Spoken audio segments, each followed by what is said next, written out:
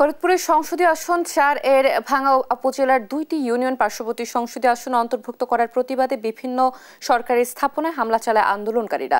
সেখানকার বর্তমান পরিস্থিতি জানবার চেষ্টা করব আমরা। জানাতে সরাসরি যোগ দিচ্ছেন সহকর্মী আমাদের আনিসুর রহমান। আনিসুর, নিশ্চয়ই শুনতে পাচ্ছেন আমাকে। আনিসুর, বর্তমানে কোনো কর্মসূচি রয়েছে কি এবং কোন কোন স্থাপনায় হামলা চালানো হয়েছে এবং স্থানীয়রা আসলে কি বলছেন জানাবেন। অতসী, আমি এই মুহূর্তে রয়েছি ফরিদপুর বরিশাল মহাসড়কের পুকুরিয়াতে। ফরিদপুর সংসদীয় আসন ৪-এর যে দুইটি ইউনিয়ন, সংসদীয় আসন ৪-এর ভাঙ্গা উপজেলার যে দুইটি ইউনিয়ন আলগী এবং হামেদি, এই দুইটি ইউনিয়নকে পার্শ্ববর্তী সংসদীয় আসন ২-এ অন্তর্ভুক্ত করার পর থেকে কিন্তু এই অঞ্চলে মানুষ ফুঁসে উঠেছে এবং তারা কিন্তু গত ৫ তারিখ থেকে এই অবরোধ এবং আন্দোলন চলছে। আজকে আন্দোলনে কিন্তু সপ্তম দিন। আজকে আমরা সকাল থেকে লক্ষ্য করেছি, সকাল থেকে কিন্তু তারা কিছু সময়ের জন্য, অর্থাৎ কিছুক্ষণ আগে তারা আধা ঘন্টার মতো দু একটি পয়েন্টে অবরোধ করে রেখেছিলেন। এখন যদিও যান চলাচল, লোকাল যে যান চলাচল করে সেগুলো স্বাভাবিক রয়েছে এবং দূরপাল্লার যে যান চলাচল গুলো সেগুলো কিন্তু এখনো চলাচল করছে না। এবং তাদের যে দাবি, তাদের এই দুইটি ইউনিয়নকে সংসদীয় আসন ৪-এ পূর্ণবহাল রাখার জন্য, যতক্ষণ পর্যন্ত তাদের এই দাবি না পূরণ হবে ততক্ষণ পর্যন্ত তারা মাঠে থাকবেন, এমনটি তারা জানিয়েছেন।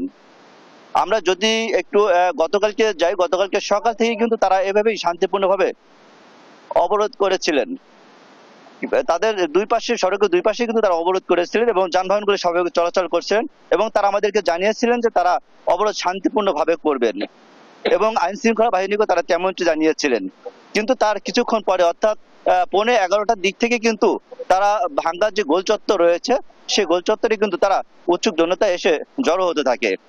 বিশেষ করে এরপরে দুপুর 1টার পর থেকে কিন্তু তারা কিন্তু ওই উৎসুক জনতা নাশকতা সৃষ্টি করে। বিশেষ করে ভাঙ্গা যে থানা, ওই থানার যে পুলিশ রয়েছে তাদের উপরে ফার্স্টে ৫-৭ জন পুলিশের উপরে কিন্তু তারা চড়াও হয়।